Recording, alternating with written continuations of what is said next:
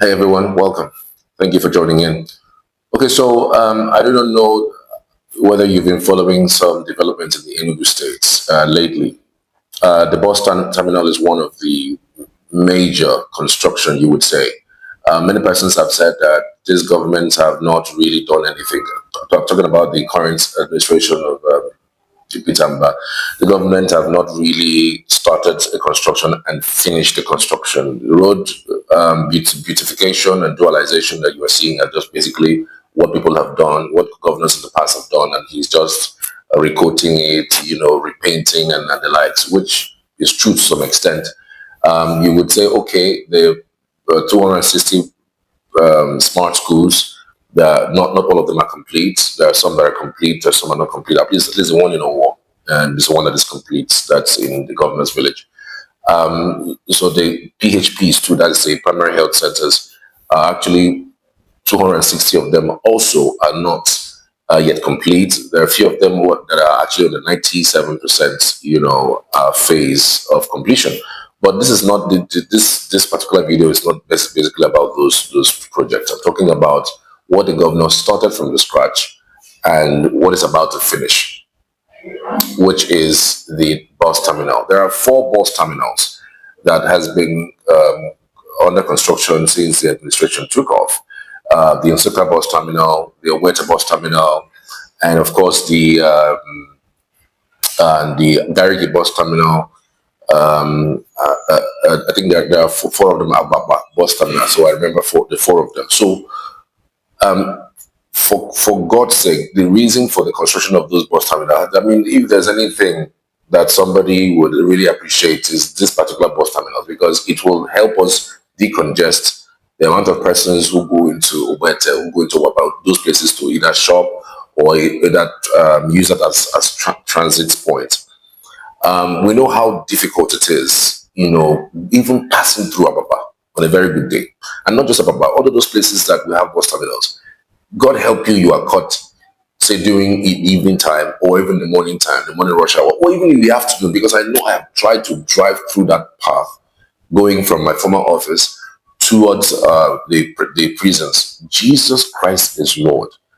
I almost started swearing for myself. You can imagine the amount of persons I must have sworn on, trying to get through that particular path. And it was so difficult, it was so sudden. And I know one or two or three of you watching this video, or even all of you watching this video, must have, had that experience passing through that access. If you haven't had an experience in Ababa, no, in Ogbete, you must have had an experience in Ababa. Ababa's own is world class closure. There's nothing you can tell me. Even Lagos is learning in that Ababa axis. You want to go through from town, linking Ababa, passing through Ababa Market into Nike to T Junction. Forget it. You're going to sleep there. Is it Gariki or is it Nsukka? We know how difficult those places are. So the construction of that bus terminal would afford everyone the opportunity to know where they're headed. We all know the problem. People park in places they're not supposed to park when they're dropping people going to the market or going to their shops, or maybe using that as a transit point. And people selling right on the road, of those areas, those four areas that has been mentioned. So with the construction of these latest bus terminals, at least we can tell everybody to, we know that these bus terminals have a location. Go in there and do your transaction, or join your bus and move from there out. Nobody will be seen on the road. At least you will know that, we would have some sanity on that road, especially Ababa, that is right in the middle of town. I'm not saying Gariki is not in town or Ababa is not in town. These are two big places where people flock into every single day. And so having some sanity in that area would go a long way. Now, having said that, I just want to point your attention. For those who haven't seen that video, I'm sure you must have seen the video. I've been displaying it since I started talking. Now, I want to bring your minds back to what happened in 2024. This is 2025, right? In 2024, sometime in June. the APC chairman, Ugochukwu Agballa, had castigated this government. Now, I want to bring it out from this point. I want you to, watch this video. When the construction of that Abapa, specifically not Abapa now, Ogbete bus terminal was constructed, there was a press conference that was made by Ugochukwu Agballa. I don't know if you saw that video. If you haven't watched that video, I will play that video for you to watch. Now, that video, he called press, he called our station where I worked, he called us, and he did a press conference stating that the governor was embarking on land grabbing because of these constructions. This is the reason for this video. This is all the things I spoke about. This is the main reason for this video, because I want us to open our minds. Because right now we're beginning to see numbers, people aligning and realigning, and the 2027 election is around the corner. Now, he made a press conference about the fact that this man is embarking on land grabbing, that he even likened it to Ebano family, that this is a kind of style that Ebano used to have when he went out demolishing things and then grabbing people's land, and when he grabs it, he says it's for the government, for the good of the people, and then he sells it to his cronies or gives it away or even takes it as his own. Now watch this video. I will be back afterwards.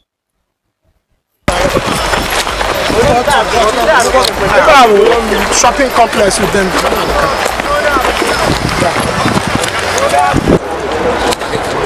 Mbah is yet to construct any single public building in the state, yet he's busy destroying existing buildings and businesses constructed by individuals before he was born. Yet he has not fulfilled 5% of the electoral promises he made to Enugu State. Rather, he's busy obfuscating the state by going on this spree of destruction. We have always suspected that Peter Mbah's government was an unmitigated disaster. But with recent development, it's now obvious to all doubting Thomases in Enugu that this government has no plans for the citizens of the state. However, we decided to make a press statement after 1 year of silence to inform the general public that Peter Mbah has failed woefully and should account to the state for the over 470 billion naira that he has collected in a year. Where is this money? Where are the projects this money is supposed to be used for?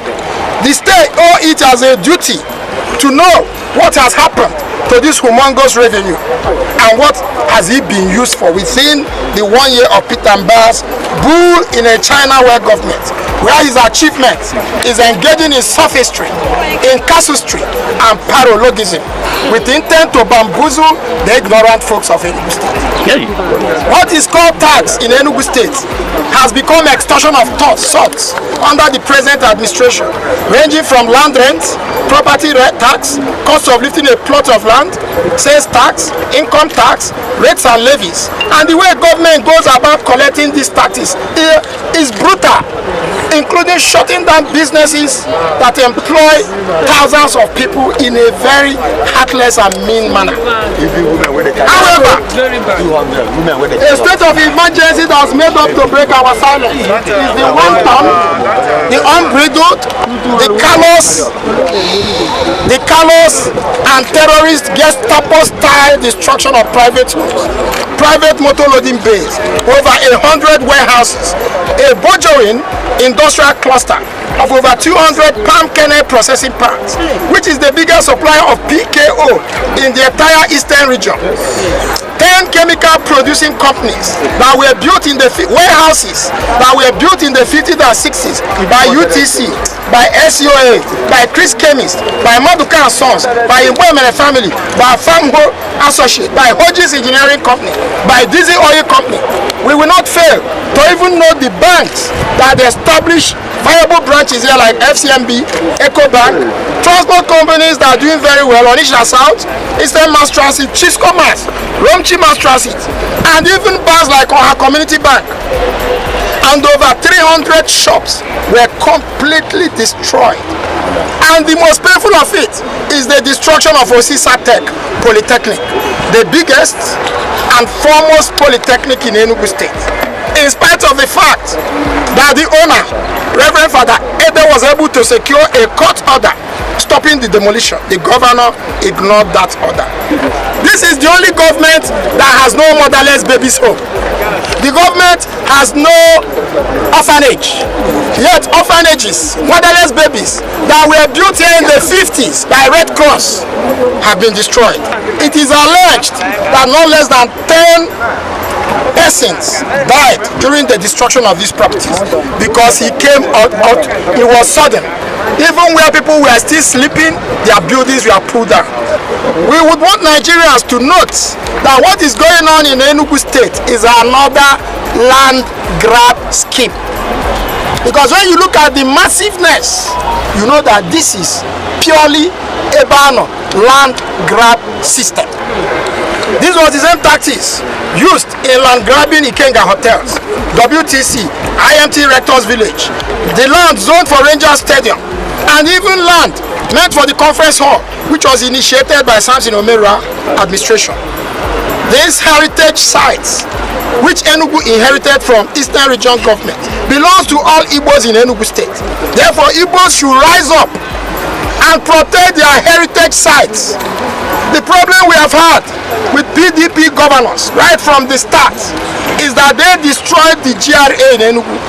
Enugu State governors, past and present, and the only governors that when in office, they will forcefully take over people's land. It doesn't happen in Anambra. It doesn't happen in Ebonyi. It doesn't happen in Imo. It doesn't happen in Abia. It's only happening in Enugu. And no investor will invest in a state where this kind of demolition takes place so often. And in 1975, when the military administration wanted to rebuild main market, they gave the traders, they relocated the traders to what is known as Enugu Relief Market, now called New Market area.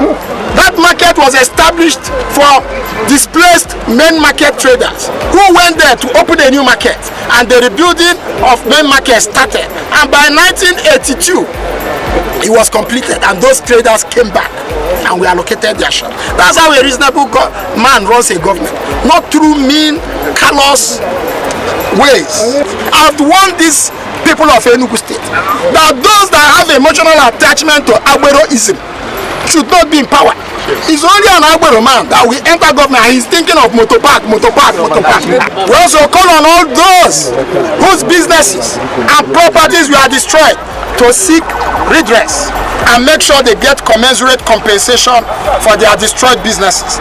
And we pledge to fully support them.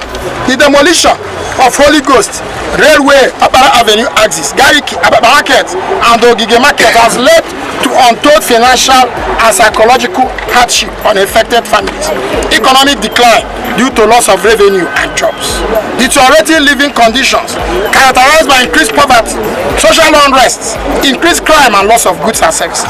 Governor Mbah must not demolish other planned areas, parks and markets marked for demolition. We call on the Federal House of Reps. We call on the President of the Federal Republic of Nigeria, President Bola Ahmed Tinubu, the National Assembly, to invoke its powers to set up an investigative panel of inquiry to this land, to stop this land grabbing scheme, and make sure commensurate compensation is paid to all the landowners whose properties were destroyed. Now, fast forward 7 months after, because this happened in the month of June, July or so. I'm wondering what will be going through the mind of Ugochukwu Agballa right now when he passes through that place and sees this gigantic construction of these 4 bus terminals in Gariki, Napapa, and of course in Nsukka. I'm wondering what we'll be going through, especially with that one in Ogbete, because I know that he stood on that ground at Ogbete and said it's a vast land and the governor is trying to grab the land, and that he was going to pay, he's doing like his boss did, grabbing people's land and then selling it and then also building estates. Now, I want you to also look at how these things play. So imagine the amount of persons who have listened to this video, who have heard this video, who have broadcast this video to their friends, to their cronies, and running with the narrative that the governor is demolishing people's properties or demolishing shops, to grab the land. Imagine that. So imagine that this particular bus terminal has not been constructed up until now. I'm sure that by now, everybody will be thinking, well, it's true afterwards. So I'm trying to bring forth sometimes the deceit, and right now, this is not even being affiliated to any political party or affiliated to anybody. Sometimes people run to the press to push a narrative that may deceive people. This particular video was done 7 months ago. Was this place being destroyed? Yes, it was destroyed, but because it was destroyed because there needs to be a bus terminal. And people also receive compensation. Yes, there are some persons who would say, oh, well, they didn't receive compensation. But there are people who were verified and were paid compensation. Would I be here and tell you as everybody that got compensation? I don't know. I don't have the numbers. But people who were verified were paid to leave that location. People who were verified and they own those shops, who are bona fide owners of those locations. Because there are people who just come in and own a place because nobody is there. They own a place and they live there. They create a family there, and then when they live there for years, and the owners don't come, it feels like theirs. A friend of mine was even telling me a story recently. He was saying that the house that he built in Emene, he hasn't finished it, like still uncompleted, but roofed. That he went there one day, just came into town, stepped in there one day, and saw people living in his house. He was wondering, like, excuse me, is this not the house I built or something? Apparently, he went in there and I was asking them questions about who gave them the opportunity or the audacity to live in his house.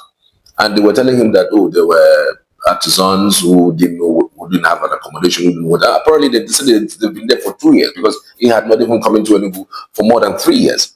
So he came in and then he was asking them, and they begged and they said this is who they were, that they were just looking for a place to be at. They don't have any place, and this place was open. They came in and they decided to stay inside.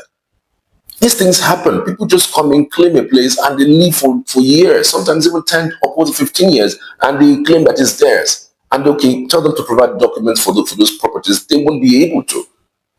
So it is possible that those people that were staying there who haven't received their compensation really didn't have, any story recently. He was saying that the house that he built in Emene, he hasn't finished it, like still uncompleted, but roofed. That he went there one day, just came into town, stepped in there one day, and saw people living in his house. He was wondering, like, excuse me, is this not the house I built or something? Apparently, he went in there and I was asking them questions about who gave them the opportunity or the audacity to live in his house. And they were telling him that, oh, there were artisans who didn't have an accommodation, who didn't know that. Apparently, they decided they've been there for 2 years because he had not even come into Enugu for more than 3 years. So he came in and then he was asking them, and they begged and they said this is who they were, that they were just looking for a place to be at. They don't have any place, and this place was open. They came in and they decided to stay inside. These things happen. People just come in, claim a place, and they live for years, sometimes even 10 or 15 years, and they claim that it's theirs. And okay, tell them to provide documents for those properties. They won't be able to. So it is possible that those people that were staying there who haven't received their compensation really didn't have, any documents showing that they own that location. I don't know. This is just me because we interviewed people who say they have received payment for compensation for destroying their shops, destroying their homes, because they wanted to do certain construction that is for the benefit of a greater good of the people of Enugu. I mean, if you got compensation, you can go on to do something else. I mean, there are governments who would do that, destroy people's properties, destroy people's shops, and do nothing for you. They won't do anything. They'll tell you, go to hell, and when you go to court, you'll be in court for donkey years and nothing would happen. But, I mean, we've seen that play. I'm not saying that from the premise of, because I'm a media executive. I know these things. At least I interviewed a few persons who claim they've received compensation for their shops being demolished. So what am I trying to say in essence? That watch out for politicians who would use certain things, certain misdemeanor, create some kind of stare, throw it to you, and then because maybe it is showing that truly it is, because again, everybody will see that there was actually destruction happening. But then what happens after the destruction? There's always a way to skew a narrative to make you believe something that is wrong, to make you believe or make you antagonize people just because you're trying to score cheap political points. That's exactly what this video is about, really. So if you are not the kind of person who discern, who want to, for instance, double check, this information that has been thrown out, you fall prey for some of this cheap, skewed information that's giving by political actors. Political actors is what they are. I mean, if there's a way you can even skew it in a bit, you could call them political nolly actors, because they are Nollywood dramas. It's just that they don't really have, it's not scripted and well articulated like you would see and watch in Nollywood. Because they're just acting. You see the drama. See the English he was even speaking. You see the drama that he was trying to create, just because a government is trying to establish something for the greater good of the people, and he thought that, hey, that this is an opportunity to score a cheap political point. And truth be told, he scored those points because at that time there was this high rising noise. There was this huge noise in Enugu. This man is destroying things. He's trying to grab land. Opposition latched on it.